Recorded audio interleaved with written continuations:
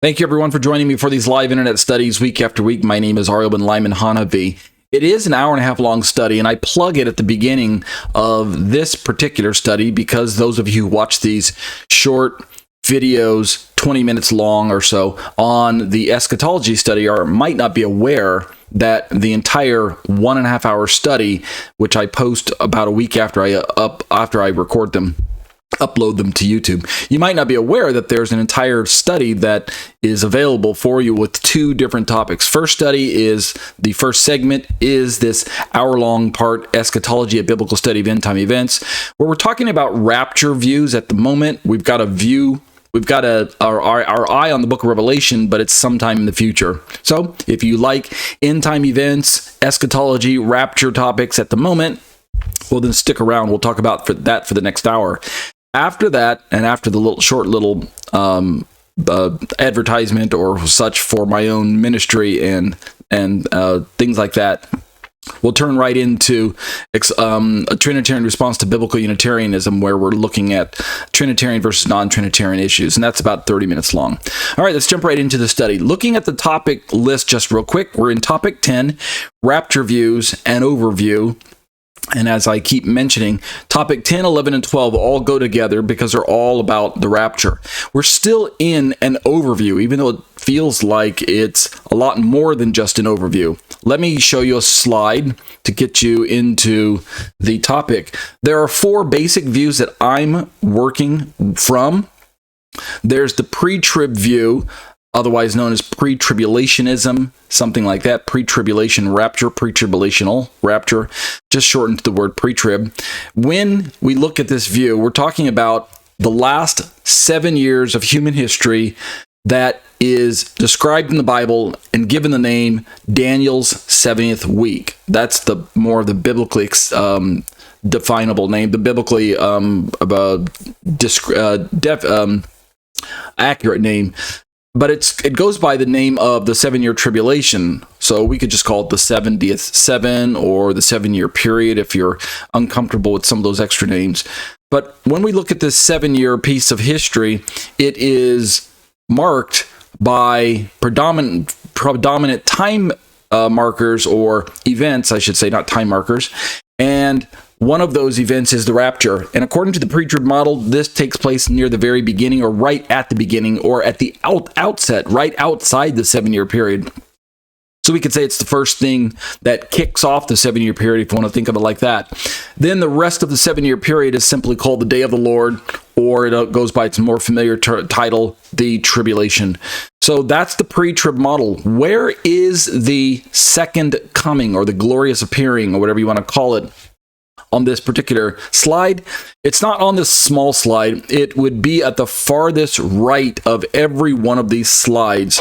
So that's the comparison between the rapture on the far left, where Christians go up into the air, and the glorious appearing, or the second coming, on the far right of any slide, where Christians come back down, according to most models that we're going to be using. The second view that we've been examining is called mid-trib. It's basically identical to the pre-trib, except for everything gets shrunk down, cut in half. The rapture is in the middle of the 7-year period. The day of the Lord occupies only 3.5 years instead of 7 years, and the second coming is still on the far right. Next one on the list, moving left to right, is post-trib, lower left corner. And this view has the 7-year period broken up in the middle, just like all the other views. But it puts the rapture right basically on top of the second coming, at the farthest right, at the end of the 7-year period. And this means that the day of the Lord is really shrunk down to just a short 24-hour period in this particular model. That's the way it shows. There's another graphic that I've been using that shows the 7-year period as filled up with the day of the Lord, or the tribulation as it's called, and it runs the entire 7 years, and yet still has the rapture and the second coming at the far right, which means either way, either the day of the Lord is very, very short, or we Christians go through the day of the Lord. And that other view is a view that we're going to be interacting with a little bit more in this particular study. But either way, they're both called post-trib. One of them perhaps would be better called historical premillennialism, which I've been avoiding the name up until this point because I don't want to turn into that type of discussion just yet. But just be aware of it, kind of tease you with that idea that there's a view called historical premillennialism, and this is to be contrasted with dispensational premillennialism, and that would be a view that resembles the one right above it, the pre-trib. So, but just that's kind of what we're looking at. And then the final view in the far right corner, lower right corner, is pre-wrath. It takes the 7-year period, and it keeps the same basic structure of 3.5 years, but it takes the rapture, it moves it closer to the middle of the second 3.5-year time frame. So it still resembles many of the other ones. It has all the main components, main events on it. It's got the rapture, it's got the day of the Lord, and it also has the second coming at the farthest right. And of course, all of these views lead into the millennium, meaning all of these views are millennial views, they're premillennial views, if you want to call it that.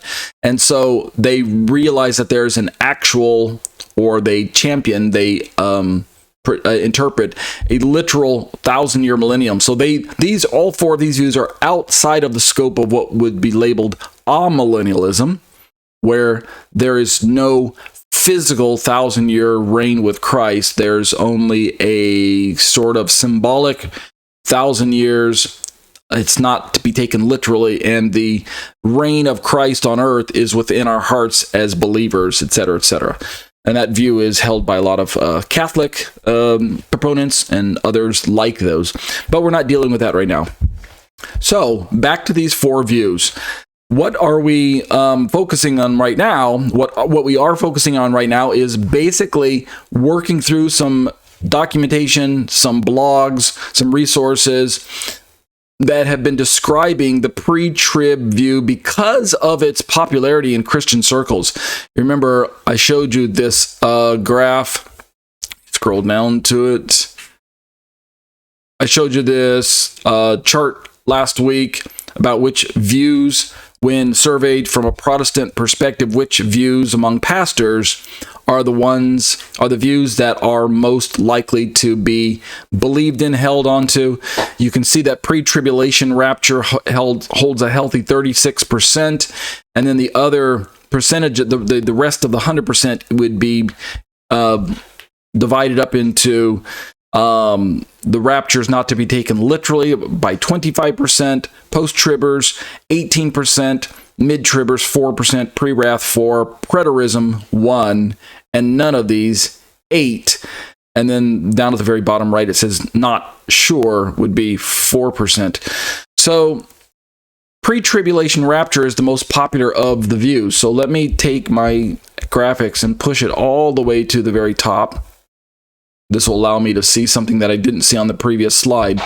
In this slide, we can actually see the second coming. Pre-trib rapture is kind of recognized by its rapture being on the far right of the 7 years at the beginning, and its second coming being on the far, let's try that one again. Pre-trib rapture has the rapture on the far left at the beginning of the 7 years, and second coming at the far right after the 7 years, or at the very end. So the entire 7-year time period is, we could say, kind of signature view of the pre-rapture is that God's people do not experience God's wrath. They do not experience any tribulation. A couple of other things that make this particular model more easily recognizable is that the rapture is signless. There are no events that need to portend, or is that a verb? I know that's a noun. That need to come before, that need to happen in front of the rapture. It could happen at any moment. It's the term imminency or imminent. It could happen at any moment, and it's a secret rapture also. So it's signless, it's secret, it's imminent, and Christians don't go through any of it. So that's one of the signature features of this particular view. All right, so let's turn to another resource. What we're going to be using tonight is, let me show you a different view for a second. we're going to be using Biola Magazine's blog on the topic of the rapture. An interview was conducted back in 2012 by the Biola Magazine staff in April, and Professor Alan Hultberg is the interviewee. And this is available at biola.edu, one of their blog posts. And on that website, in their interview with Professor Alan Hultberg, they're going to be asking questions, related to what is the rapture, when will it happen, getting his perspective. And in case you're unfamiliar with who Professor Alan Hultberg is, he wrote the book on the Rapture, 3 views. Let me scroll down and you'll see the book that I'm talking about. Let's blow it up so you can see it. So there's his book called 3 Views on the Rapture, Pretribulation, Pre-Wrath, or Post-Tribulation. And the contributors to the book, this is the 2nd edition, by the way. The contributors to the book are Craig Blazing, who holds to a pre-trib view, if I remember. Alan Hultberg, who I'm not going to tell you which view he holds to just yet, since he's the one who helped put the book together. And then there's Douglas Moo, and Douglas Moo is a famous post-tribber. So, as you can probably assume by looking at the names of the rapture, pre-trib, pre-wrath, or post-trib, and I just told you about who contributes to what. Blazing is a pre-tribber, and Moo is the post-tribber. Well, then that makes you predisposed to believe that Hultberg is the pre-wrather. And yeah, okay, I'll tell you right up front, he's the pre-wrather in this. Now you're thinking, well, why aren't you still talking about pre-trib? Well, I am still talking about pre-trib, but I'm starting to move into a discussion about pre-wrath. We're working our way towards this topic 11, which is I'm going to try and convince you or make a case for the pre-wrath view. But first, let's take a look at Professor Hultberg's review of pre-trib, because that's why I'm using this resource. This is, by the way, the 2nd edition of his book. The 1st edition originally had a look at the rapture from the perspective of pre-trib, mid-trib, and post-trib. But since that time, pre-wrath has basically overtaken the popularity of these views, mid-trib and pre-trib. Remember on that previous slide I showed you that mid-trib and pre-wrath were both basically around 4% or something like that, meaning they're both very, very popular. Scroll down to the bottom and see it again.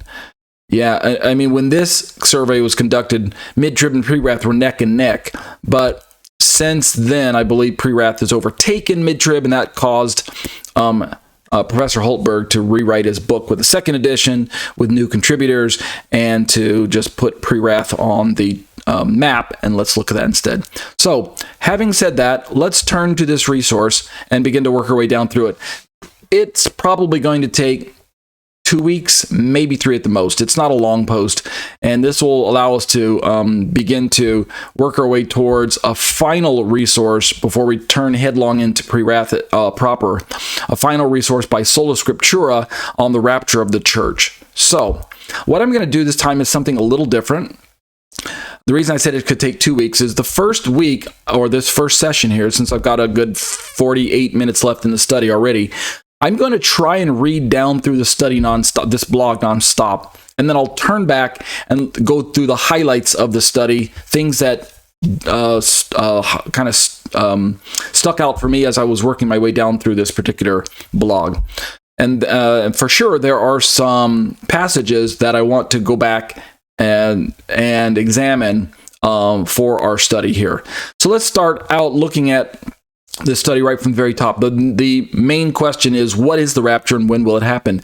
And this, in my opinion, makes it part of my overview, because we're really just defining this idea of rapture and some of the possible options. And right away, what we're going to find out, and I'm kind of whetting your appetite for this, what we're going to find out is that this idea of rapture and whether or not it is even a possibility is one of the main topics that Professor Hultberg deals with. And remember that chart earlier, how that 25% of Protestant pastors that were surveyed don't believe there's even a physical rapture. They believe it's more of a spiritual rapture. I mean, they can't deny resurrection. We're going to find out here in a moment that rapture, resurrection, and day of the Lord are all really synonymous events. At least for the day of the Lord, it's the kickoff. But rapture, wrath, and then rapture,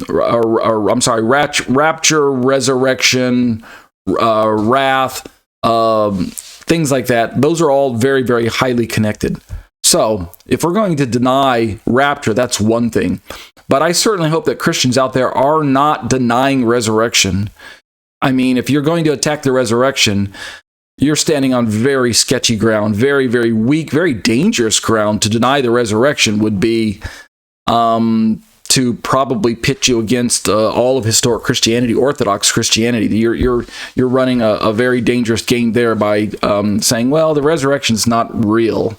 And yet, we're going to find that there are passages, particularly in the letters that Paul wrote, that closely connect rapture with resurrection so as to make them simultaneous events that can't be disconnected from one another.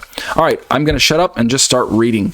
So, Professor Alan Holtberg on what the Bible says about the end times. Let's kind of mark it like that. Okay, here we go. There's nothing like an apocalypse prediction to get the media buzzing. Last May, you remember this was written in 2012. Last May, one of the more highly publicized predictions in recent memory came from radio host Harold Camping, who gained national notoriety by warning that Judgment Day would arrive on May 21st. I think most of you remember those nonsense predictions by Pastor Camping. It didn't, of course, arrive. Right here we are now at the time of this recording. This is April of 2024, and as I look around, I'm still on planet Earth, and I didn't go up, and I didn't come back down, so I guess the rapture didn't happen. Okay. Meanwhile, other doomsday predictions or predictors have had their eyes on 2012 for several years now. So this article was written in 2012, of course. Hasn't happened yet either, right? But they've had their eyes on 2012 for several years now. Some say the Mayan calendar places the end of the world on December 21st of 2012. But amidst all the hype and pop culture hoopla, what does the Bible actually say about the end times? So we're working from a perspective that the Bible is the sole authority, and we're working from the perspective that the rapture is an important discussion worth taking a look at. Eschatology is a popular but notoriously difficult area of Christian theology. There are nearly as many theories on how to interpret the book of Revelation, for example, as there are books on the Left Behind series. One of the most contested elements of evangelical end-time scholarship is the rapture, specifically when it will take place in relation to other eschatological events like the tribulation and the return of Christ to earth. Let's keep reading. Alan Holtberg, an associate professor at Talbot School of Theology, is one of Biola's resident experts on end times theology, and he recently edited the book 3 Views on the Rapture. Biola magazine recently interviewed Holtberg about the rapture, its various interpretations, and why it's important for Christians to take seriously. Okay, first question. What is the rapture, and what is the scriptural evidence for it? So pay attention if you're one of those types who has been taught or is currently being taught by your church or pastor or Bible study or seminary that the rapture isn't really factual, i.e. it's a fabrication of the mid-1800s dispensational Christianity, and it was created by someone who didn't quite understand the Bible correctly, and et cetera, et cetera. So this is the sentiments that I'm kind of giving voice to right now at this point in my commentary are fairly strong in Messianic circles, particularly because Messianic groups, and I'm connected to a Messianic group, so this is why it's kind of very important to me and a relevant issue, is that many Messianic groups, as many of you probably know, are strongly opposed to anything that smacks of dispensationalism, especially because of its perspective on separating Israel from the church and the way that has an impact on whether or not we should still keep Torah, whether or not Israel is an important topic of discussion, etc., as a people group. The church and Israel, if they're completely separated groups, and they're not grafted to one another or they're not connected to one another via ingrafting, then it's easy to read the scriptures with a us versus them mindset, that the kind of the way that historic dispensationalism does. So, when is the rapture and what is the scriptural evidence for it? Well, Dr. Hultberg, Professor Hultberg, is going to make a case that the rapture is real. It's not imaginary. It's not something that was fabricated, per se, by dispensationalists. It's not something that is only in your mind or something like that. Let's read what he has to say. The rapture is the doctrine that at the return of Christ, all believers will be caught up, i.e. raptured, to meet the Lord in the air. And again, we're having this discussion because it's very vogue in our day, 2024, but not just starting this year. It's been kind of picking up momentum lately. And it's very commonplace to attack the rapture as something that's not real. So you're going to find, if you go to, say, the internet or the YouTube and do a search for the phrase, is there a rapture? Is the rapture real? Is the rapture a hoax? And maybe at this point in time, I'll flash a bunch of graphics on the screen as I'm talking with you in post-production about, the rapture is something that's hammered into you by a bunch of pastors, but if you study the Bible, there's no real rapture. There's no such thing as the rapture. It's kind of disturbing to me, not simply because I'm an eschatological teacher, and at the moment I'm teaching end-time theology, but it's a bit disturbing to me because this particular trend that's so popular about attacking the rapture is extremely popular in messianic circles, about teaching that there's no rapture, that the rapture is not going to happen. In other words, there is a resurrection, but there's no rapture. And again, we'll talk about why this is very, very important as we go along. So let's keep reading Dr. Hultberg. The rapture is the doctrine that the return of Christ, that all believers will be caught up, i.e. raptured, to meet the Lord in the air. The bodies of dead believers will be, wow, that's morbid, right? The dead bodies of believers. The bodies of dead believers will be resurrected, and all believers living and dead will be glorified. Notice Dr. Hultberg, and I keep switching back and forth between Dr. Hultberg and Professor Hultberg. I want to call him professor, but I mistakenly keep calling him doctor. I'm pretty sure he has a doctorate, but I better call him professor because that part I'm certain about.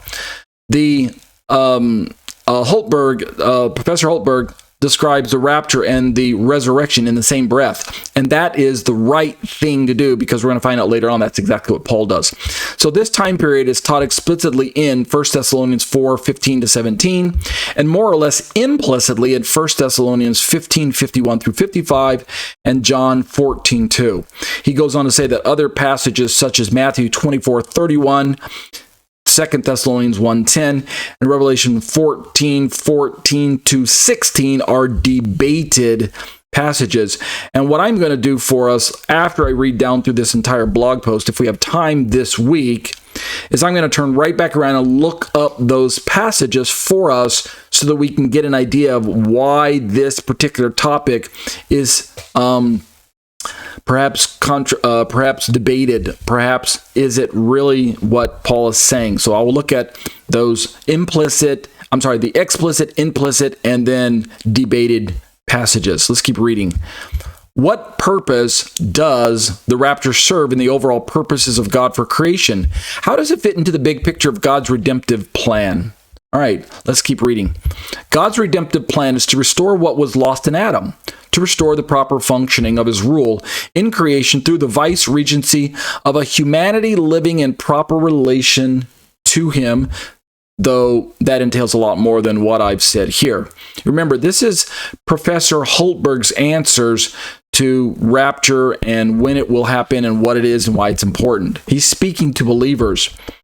The resurrection of believers is part of that resurrection, as Paul teaches in Romans 8:18-23. So stop right away and remind yourself that you might think it's vogue to attack rapture. Yeah, there's no rapture. There's not going to be a secret rapture. There's no silent rapture, secret rapture, imminent rapture, etc., etc.